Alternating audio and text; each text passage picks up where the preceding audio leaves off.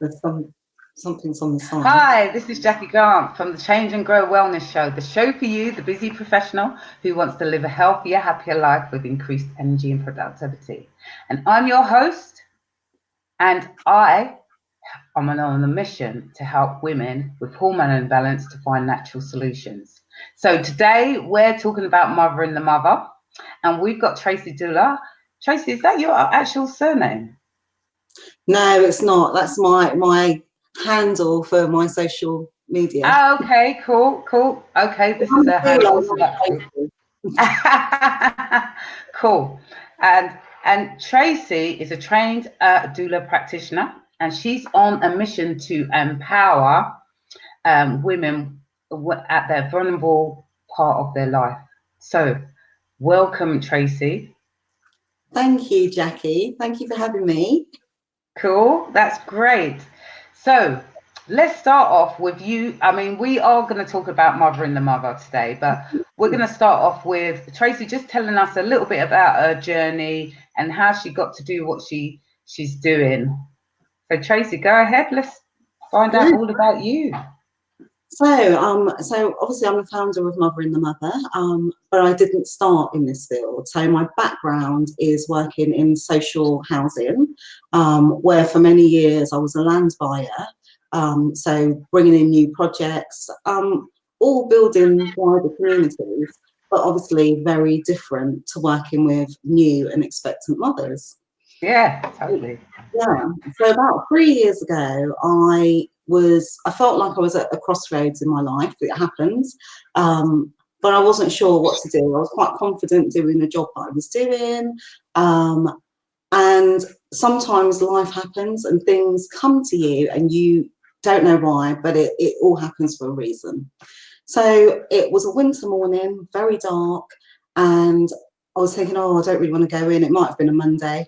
And I got on a train and it was packed, there were no seats, and there was a woman standing next to me.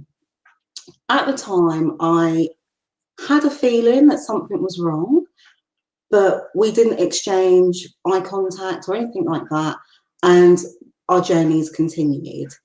I looked at her again and she literally touched the nape of her throat.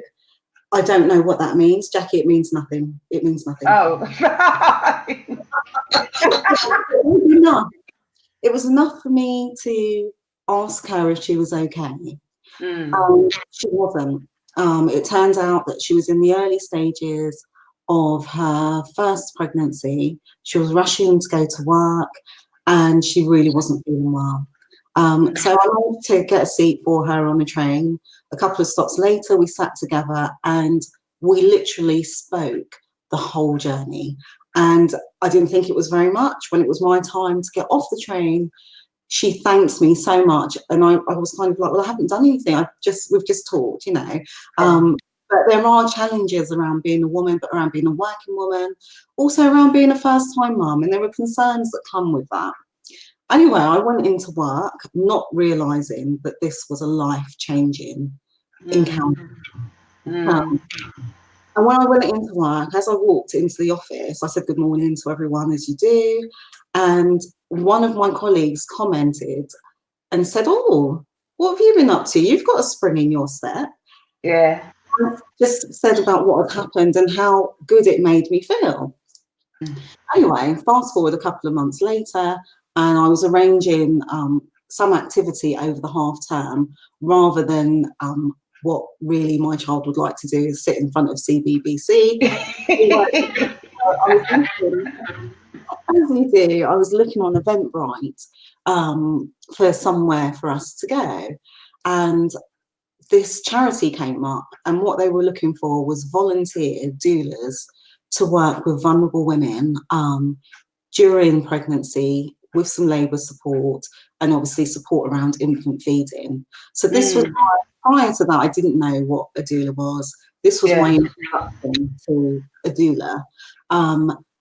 Of course, something went off, a light bulb went off, and it reminded me of this encounter that I'd had on the train.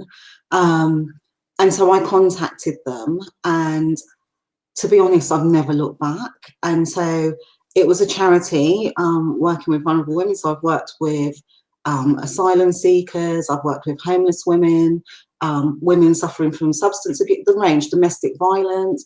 And these are all women, this is the connection, all women who have issues, that have things going on, but actually happen to be pregnant and need that support during pregnancy.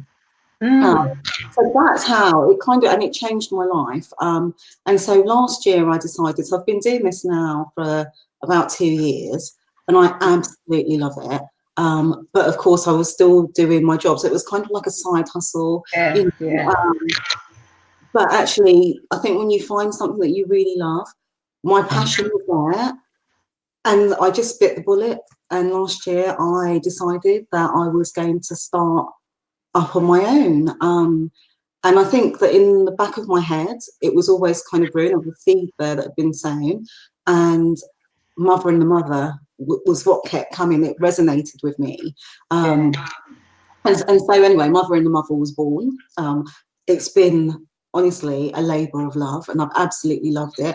But it is different when you're working for yourself. So there's a whole different dynamic there. But will I change it? No. And I love working with women. There's an energy when women come together. And I always say, you know, when we talk about empowering other people, I can't empower anyone. I'm just Tracey. I'm 5'1". Who am I empowering? But we all have the strength within us. So what I'll do is I'll work with you to tap into that strength. So that's what it's all about. But Jackie, it's changed my life. There are kind of mantras and things that you repeat over and over and again when you're working with women, helping them to tap into their own power. And there's no way that you can do this on a daily basis and not be touched yourself. So in helping to empower women, I feel that I have become empowered myself. So that's my story. I could go on and on about it, Jackie, honestly. I'm sure you can, Tracey. And I mean, you know, your story resonates with me because, you know, it is that, you know, at some point in your life, you start to think, well, you know, is this really what I want to be doing for the rest of my life, you know? And you could be doing a job and it could have been your passion at one point, but, you know, you know, things change, times change, and you decide that you want to do something different. So, you know, I understand exactly what you mean because, you know, that's exactly what I do on a day-to-day basis, and, you know, empowering women in their health and fitness and hormone balance, and that's what I do, and that's what I love. Do you know what I mean? Even though I did mash up my foot today, but you know. That's part and parcel of the journey. But you know, I'm still smiling, so it's all good. And this is it. I think when you find what you love, it doesn't feel like work. And if you do something that you didn't enjoy, it'd be like, I didn't even want to do that, and now my foot's broke. So actually, you know, it's really important that life's too short, you know, and if I didn't do it now, when? So exactly. It's so funny because you said something, it's like, you know, I'm happy whatever day of the week it is. You know, I'm happy to get up, I'm happy to go and see my clients, and, you know, I'm happy to help people on a day-to-day basis and see people's changes and their journey. And, you know, it's just inspiring. And like you say, it is empowering. So, yeah, great. So can you tell us about Doula? Because, you know, I've only met one other Doula practitioner. So tell us a bit about that. What is it all about? So doula is an old Greek word, so that's where it originates from, and it means a woman that serves. And so historically, we know that when you look at many communities, there would be someone that wasn't a midwife or a doctor, but someone that would assist women to bring children into the world. And that was going on in many cultures all over the world. And things have changed, and we have hospitals and birth centres and all sorts.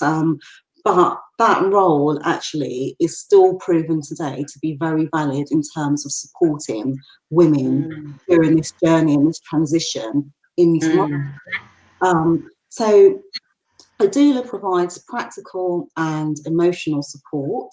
We're not medically trained, so we won't advise on medication taking or stopping medication.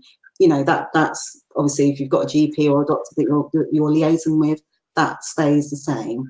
But in terms of practical support, we will go through things like we do like a one-on-one antenatal session. Sometimes I do classes with bigger groups about breastfeeding. So in those classes, what we do is we talk about what to expect during the 3 stages of labour. We talk about pain relief. We talk about the impact of pain relief, the importance of hormones, and the fact that hormones will help your labour to progress. But actually, some pain relief can hinder that, and not everyone knows that. So it's really about sharing evidence-based information. So if you're a qualified doula, what you'll do is that you'll have all of that information, have all of that knowledge, and you'll continue to research because everyone's different, and every situation is different. So you tailor your service to suit that individual family. But essentially, what you're doing is you're giving information which then encourages power and informed decision, and that's what it's about. In terms of emotional support, what we do regularly, I find myself normalising some of the experiences that women have. So I know as a woman myself that we carry a lot of guilt, you know, and it's like, am I doing this right? Am I good enough? Mummy guilt, I call it. I need to leave mummy guilt behind. You know, at the end of the day, the idea of mothering the mother is all about taking care of the mother so that the mother then can take care of her loved ones. So when I liaise with my clients, with mums that I work with, I do something that's quite naughty. You can tell, I can't look at that face. You know, this is why we were talking.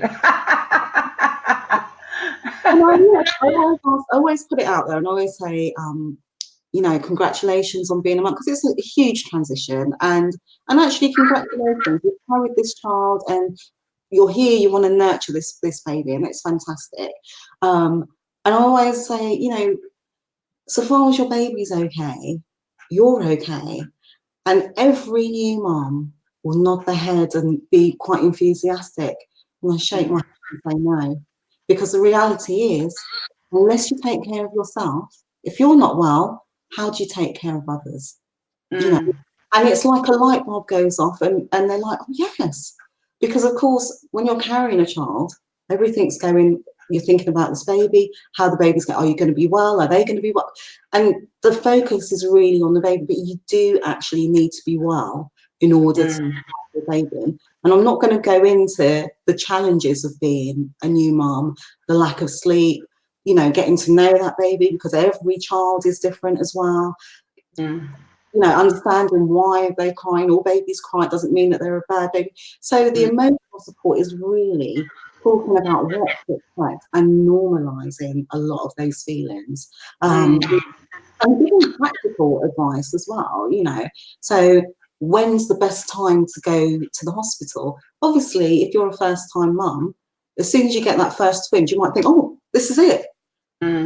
Actually, a lot of first-time mums go to the hospital and get sent back home, and they're really disappointed. In some cases, some mums go back home and actually don't make it back to the hospital and have the baby. We don't want that. So we talk about the optimum time, sorry. So it's really about emotional and practical support throughout the pregnancy. And then obviously labour, I'll attend the labour. And again, that gives confidence because they know it's someone that they've built a relationship with. So doulas, there are quite a few doulas in the UK, believe it or not. But doulas are massive in the Netherlands and America. And in America, actually, because the medical system's very different to here, and you have medical insurance, and you can actually have a doula on your medical insurance. That's how significant that role is. Right. So yeah, so that's the kind of background. I could go into all the things that we do, but totally things. And because everyone's different, there's some basic things that you cover as standard. Like what to expect in labour, pain relief, place of birth, and the ideal birth environment. But again, it very much depends on what that woman wants and what support she feels that she needs. We also will often do work with the partner as well, because the birth partner can sometimes feel a bit isolated or out of it if they're not the baby themselves and whatever else. So there's a lot of work, but it is mothering the mother is about taking care of the mother. My slogan or strap line is better you, better me, better us. And the reason behind that is because when we have a baby, it's not just a baby that's born.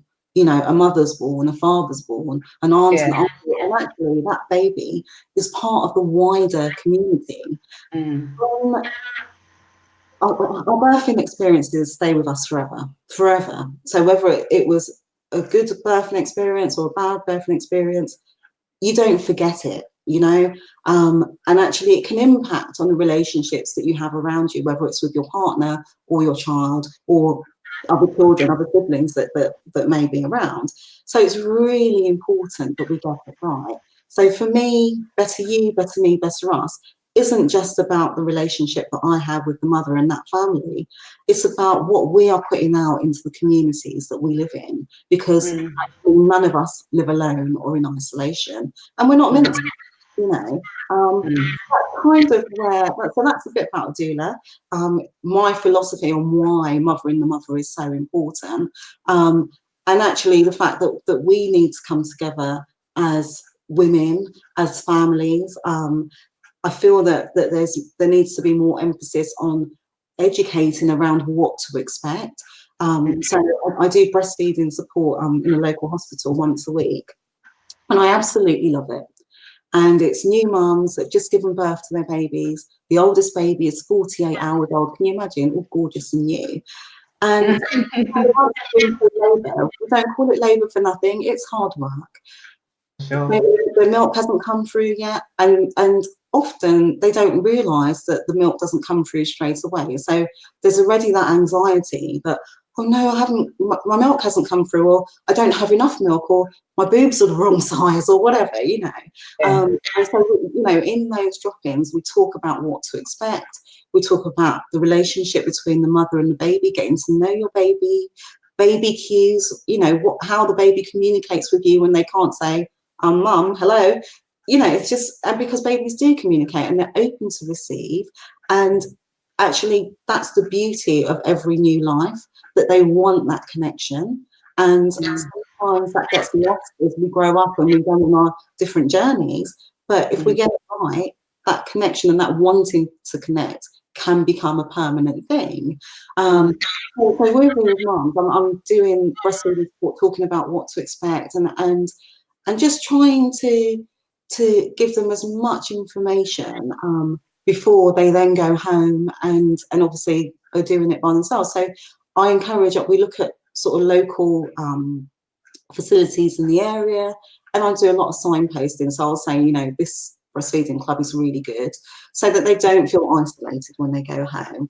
And also if they contact me or come to one of my groups, then that's fine. But we try to do stuff that's local to them, because it can be really hard leaving the house with a newborn baby. There's so much stuff to remember to take. And I think as well, when we talk about feeding babies as well, often, as women, we have not had any encounter of breastfeeding. So we may not have seen anyone breastfeed. We may not know anyone that's breastfeed. We've never talked about breastfeeding. And if you're not sure what you're doing, it can be quite challenging to actually get that technique right. There is a technique to it, believe it or not. And so you know, my role as a doula is to support through all of that, you know, and just to make that transition and that birthing experience as positive as possible. And Jackie, in case you haven't realised, I love my job. I absolutely love it, you know. I can tell. Definitely, I can tell, Tracey. Yeah. I wanted to ask you a question as well, because obviously when you're at the hospital, you go to Mm, antenatal, and then I'm trying to remember because it's so long ago since my son was born. But so you go to antenatal classes, and then you just go home, and then the midwife comes for the first 6 weeks, is it, or something like that? I can't remember. so What is you, it? yeah, so What's you the have process to, again? the midwife will come and visit you within the first week, and then it moves over to the health visitor, and the health That's it. visitor, yeah, and they do like a 6-week assessment just to see how you're going. As a doula, once the baby's born, in the first week, we always make contact with the mum just to see how they're going. We talk about some of the emotional changes that go through our bodies when we are hormonal as well. And we'll talk about things like baby blues, the difference between baby blues and maybe postnatal depression and anxiety. Because I love what I do so much, I've also gone on to do perinatal mental health, which I do with the NCT. And again, you know, these things are quite normal, but sometimes as women, you know, or even as people, mental health, there's a stigma around mental health. Yeah. So it's just talking about, you know, if you had a broken leg, you wouldn't continue on it. So if you're not feeling well mentally, let's try Yeah. to help and get that support in place, you know. And remember, I mean, you know, in the Vietnam War, they used to use sleep deprivation as torture. It was a tool of torture. So imagine you're sleep deprived. So already you're not going to be 100% anyway. And that's whether you have a baby or not. So Yeah. So really, you are kind of plugging a gap, because if you think about you know, antenatal, not everyone always goes to it anyway, and depending on what, you know, hospital you're with and whether that's good antenatal anyway. So I'm just trying to think of all the bits that you kind of cover that isn't covered. What would you say is the parts that, you know, the NHS is not covering that you plug? So before I answer that question, I just want to say that I love the NHS. I think it's a I'm national not. treasure, and There's that. absolutely, and I've worked with some wonderful midwives. And as much as I support the mums and the new families, I see my role as kind of supporting them as well, because obviously they know there's someone there. Of It gives course. a sort of confidence that everything's going to be okay. Yeah. Now, with a midwife, often what will happen is that when you go for your appointments, you see the midwife, you may not see the same midwife. So each time, so you don't get to build that relationship. Yeah. Whereas when you have a doula, you've got that continuity of carer. Now, the NHS are, they're aware of this as being an issue, and they are trying to roll this out, but it's not going to happen overnight. And you know, it would be lovely if you had the same person, which is how it used to be many years ago. So you built a relationship with them, they knew you personally, you know. Obviously midwives work very long hours and they do shifts as well. So depending on when you have the baby, their shift ends, we can't expect, they're human, you know, and we want them to Yeah, be able to exactly. in the best and most professional way possible. So there's a need for those breaks and whatever else. So I suppose the gaps that we feel is the continuity of carer. I remember going to my antenatal class and just being overwhelmed. Obviously, it was in a hospital setting. Um, there was so much information, and when you have a doula, the nice thing is because you've got that ongoing relationship, you can come back to things and say, oh, do you remember when you talked about peptidine? What was that? Yeah. Yeah. You know, whereas you know those appointments kind of finish, and it's like, oh, and you might not even remember it until the day. You know, and when you're in labour, you might have other things on your mind. You know, Sure. so For sure. it's the continuity of carer. knowing that somebody knows as well what your birth plan is. So one of the practical things that we do is that we go through the birth plan. And, you know, often in the excitement and whatever's going on with the labour, that can get lost, you know. So it's nice to know that you have someone there that can actually advocate for the woman as well, if that's what she wants. Some women prefer to say, well, do you know, I just want to know that you're there, but I would articulate myself, because, you know, some women are very clear that in labour, they don't want to have to talk. So you can refer to their birth plan for them. So it depends on what that sort of depends on her own circumstances. And then there's the ongoing care afterwards, because obviously after the baby's born, we'll look at how infant feeding is going, making sure that that's going okay. And it's always open to change, because what we don't want is that, you know, breastfeeding is really, really good. It's got the most amazing qualities for both the mother and the baby. But if it's not working for that mother and she's really upset and distressed, actually we may need to look at some other alternatives. So it's about doing what works for that mother and her family, you know. I mean, I supported a mum recently, and we started off talking about breastfeeding, and she had 5 other children. And she said, you know, I really want to breastfeed, but I just don't think it's practical with the other children that I have at home. And I have to respect that, you know, because actually it may not work for her when she's got so much going on as well. So, you know, everyone's different. I always say, you know, there's 7 billion of us on the planet, none of us are the same. So we work with individuals, as you do as well, you know. Yeah, brilliant. No, it's really useful, because, you know, I had my son 31 years ago, so I can't remember that at all. That bit of the experience. I can remember the labour experience, but not the antenatal stuff. And like you say, it probably was a lot of information which I probably didn't take much in.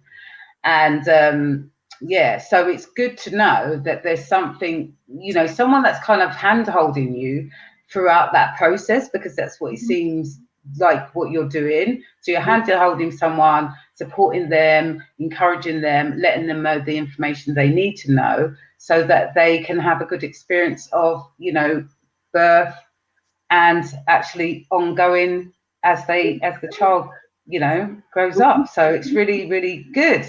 Yeah. So I always say that mothering the mother is not about smothering the mother.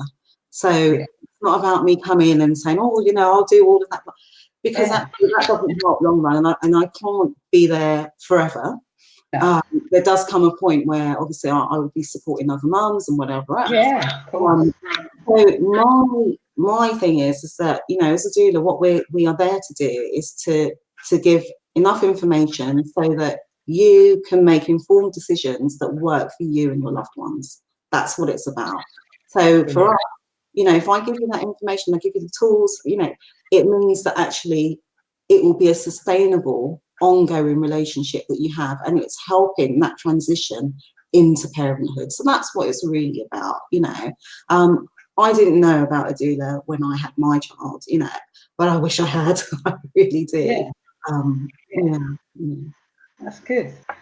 So, any final thoughts, Tracey, before we end the show today? Well, you know, it's been a pleasure. I've not actually done one of these before, so I think I was worried that we wouldn't have enough time, because I know when I start.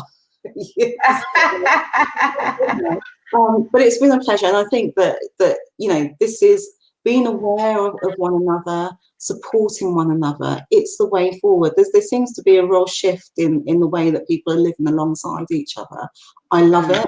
Obviously, I love working with women and babies, but it's more than that. It's, you know, and as much as I can't change the world, I wish I could.